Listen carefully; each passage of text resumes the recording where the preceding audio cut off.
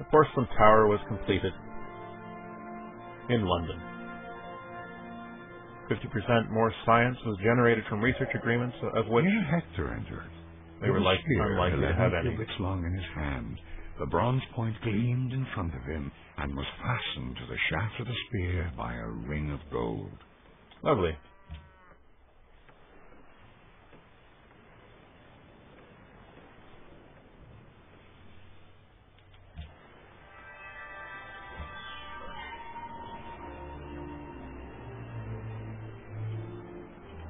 Great merchant would be rather difficult to manage at a time like this, but of course the British Empire was always up to a challenge. The winds and the waves are always on the side of the ablest navigators. It was also at this time that the British discovered how to make a ship of the line. This would prove to be the turning point in their war.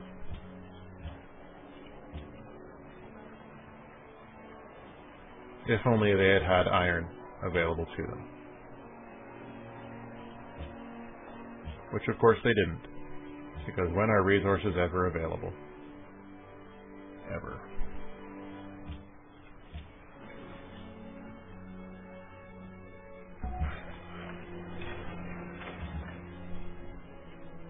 A new settler was born in York and was quickly sent down. Found a new city where those barbarians kept annoyingly popping up, and to take advantage of the resources and lush land in that area. It would take them time to arrive, of course, but it would certainly be worth it in the end.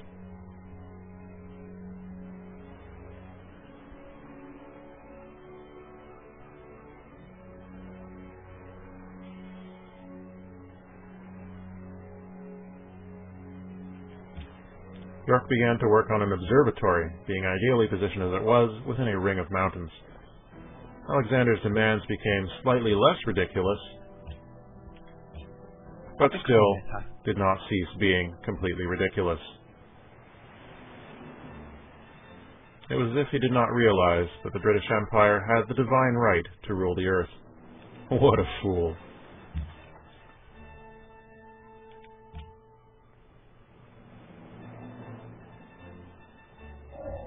Do not wait to strike till the iron is hot, but make it hot by striking. And then there was iron.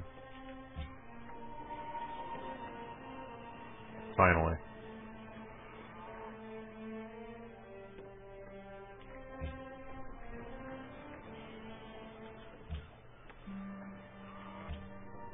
Remain on alert.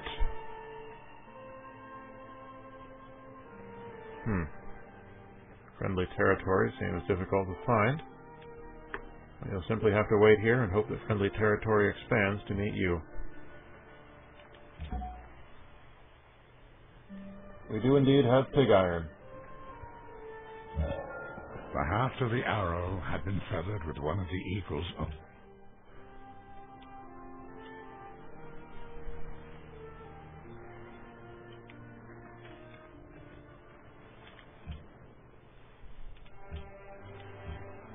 Having discovered how to build things, it became imperative to learn how to do math as well. And that was when Nottingham was founded in 1130 AD.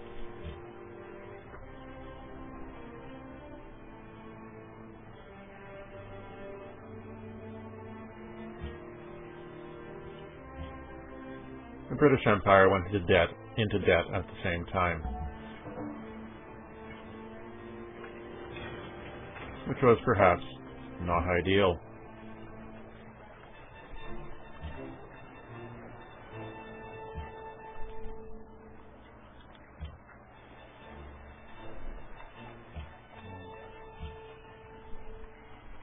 At the least, they could break even for another decade, perhaps. But it would never be as exciting as it once was. Back in those days.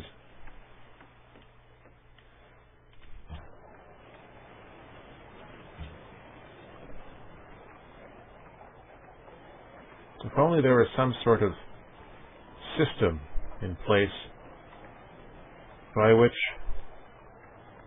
goods could be exchanged for some type of meaningful, representative device. If only such a thing existed, but alas, it did not.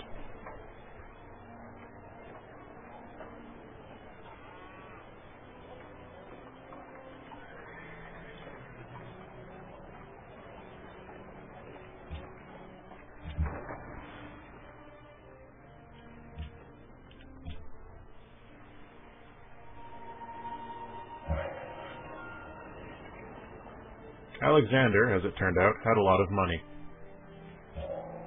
Mathematics is the gate and key to the sciences. And, having learned how to do math, the British now realized just how much more money he had than them. It was a sobering idea.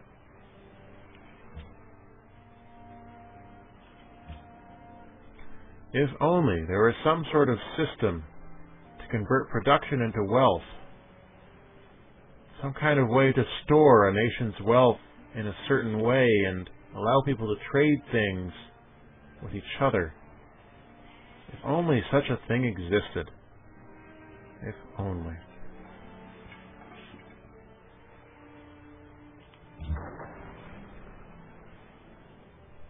Remain on alert, my friends. Remain on alert.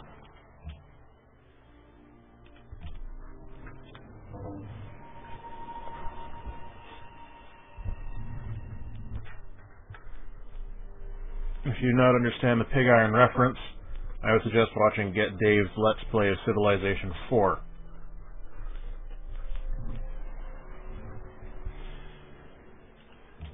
Sorry about that. Had to adjust my chair. It's highly uncomfortable right now. You know what? Just stop bothering me. Go to sleep. We'll see if the enemies are approaching. They're not yet.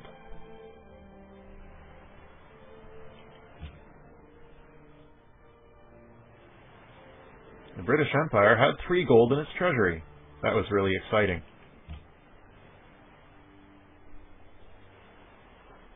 Alexander's demands became more ridiculous again. Because apparently he was psychotic? Who knows? There was, of course, a very real possibility that he could simply roll in and crush the British, but that was something that the British did not wish to consider too closely. Better is bread with a happy heart than wealth with vexation. Goodness me, some kind of system by which production could be transformed into wealth? Who knew such a thing could ever exist?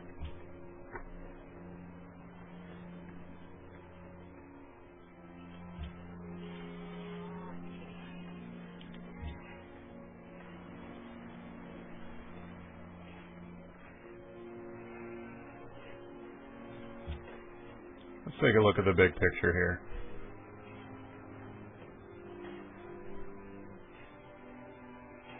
Let's see how quickly we can get up to gunpowder.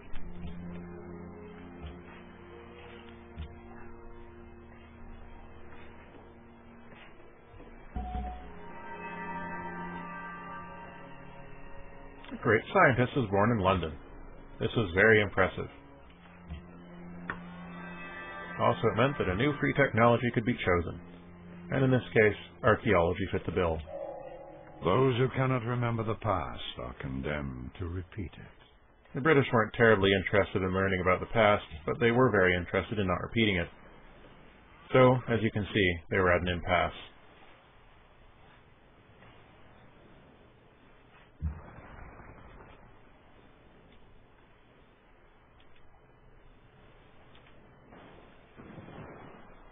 Here we can see Alexander's vaunted cavalry having a little run-in with a caravel. Perhaps that would change their mind somewhat as to their belief that they were inherently superior to the British. After all, their navy was non-existent, and the British Navy ruled the seas.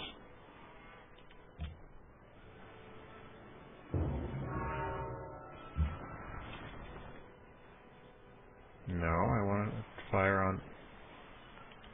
Okay, I won't help you, Montezuma. That's fine. Montezuma doesn't want help. And that's his right. He's a proud man.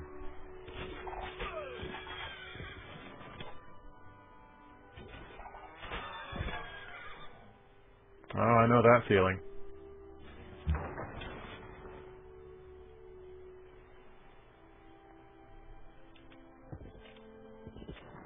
There we go.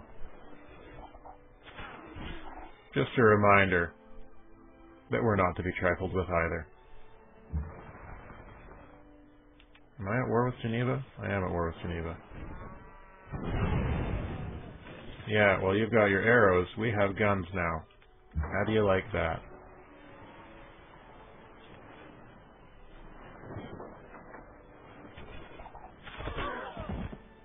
Not very nice, is it?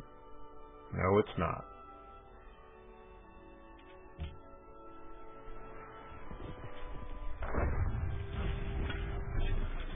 Alexander began to see that it wouldn't be quite so simple to expand into the west as he had thought.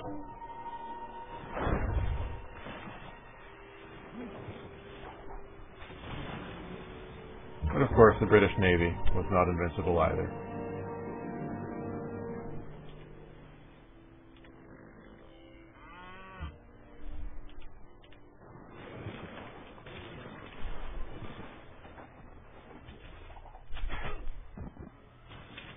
The mystery of how they could replenish their troops so quickly and so thoroughly will never be answered. But guns are still very useful all the same.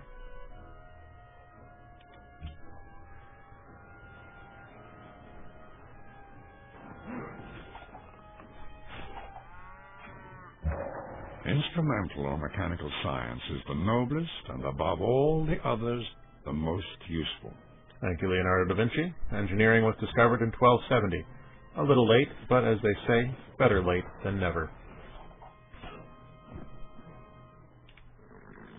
And hopefully these gentlemen enjoyed their little lesson in the difference between naval power and having a stick with a string attached to it.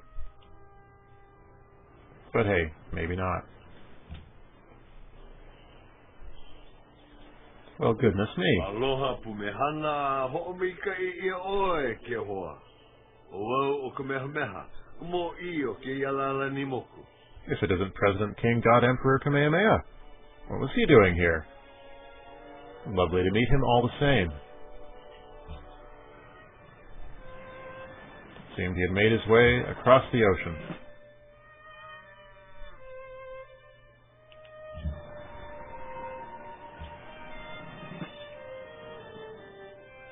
Those caravels, they were quite something.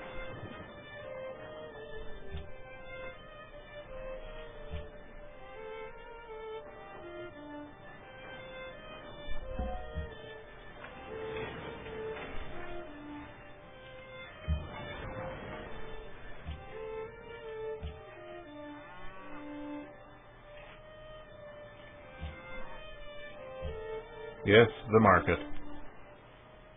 Alexander's resources, or requests, became increasingly more and more ridiculous, as if he somehow did not realize how ridiculous it was.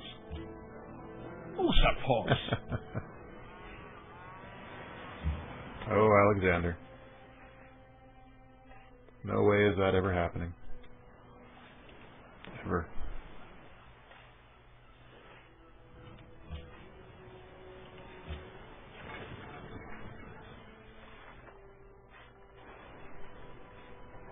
The Polynesians were having a nice little nose around the area, hopefully liking what they saw.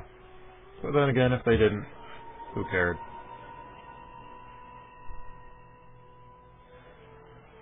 London now had iron, which was a big deal.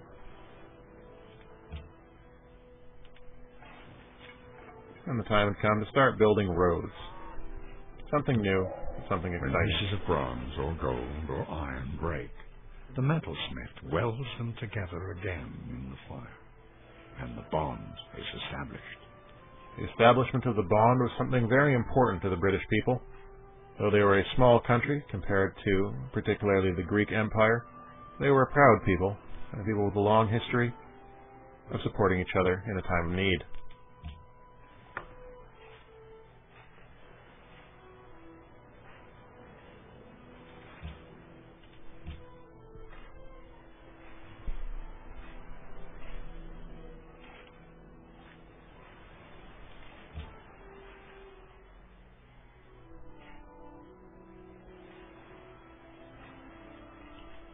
Geneva and Venice and all the other city-states except for Warsaw were still not very happy with the British. But what can you do? City-states will be city-states, and haters gonna hate. That, of course, being a famous quote from Queen Elizabeth herself, back in 1350 after death.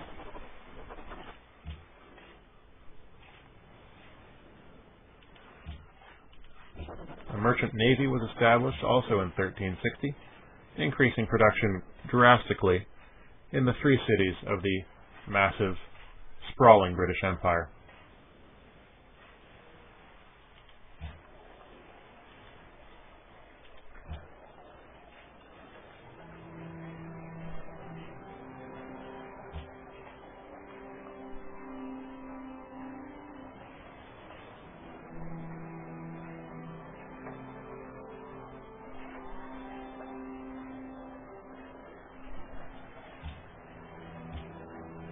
Sometimes short-term pain must be endured in order to experience long-term gain.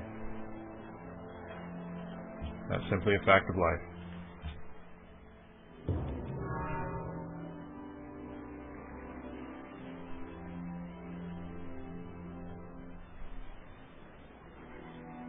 Good morning, Tina. How are you doing today? Did you get a good night's sleep?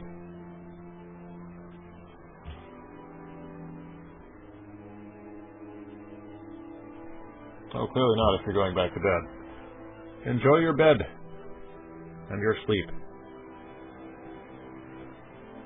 You certainly deserve it.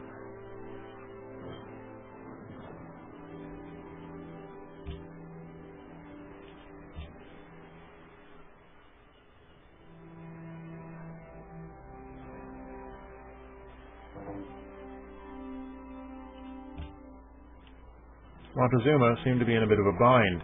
In fact, he seemed rather desperate to escape the ravagings of the Greek Empire, having, as he did, only one city remaining to his name, though that one city was remarkably well defended, both due to its position and the ingenuity and savagery of Montezuma himself. Even though he was surrounded by the Greek and their city-states, the Greek, of course, who continued to make ridiculous demands, he continued to soldier on in an attempt to save his life. Measure what is measurable, and make measurable what is not so. Thank you, Galileo.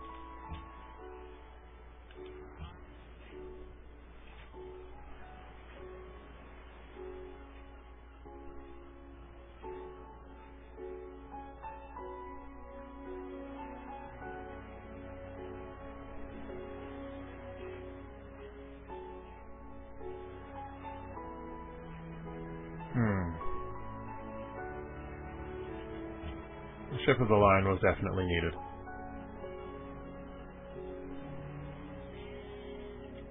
As was a market. Please continue to stand strong, Caravel. You are Britain's greatest hope in this hour of direst need.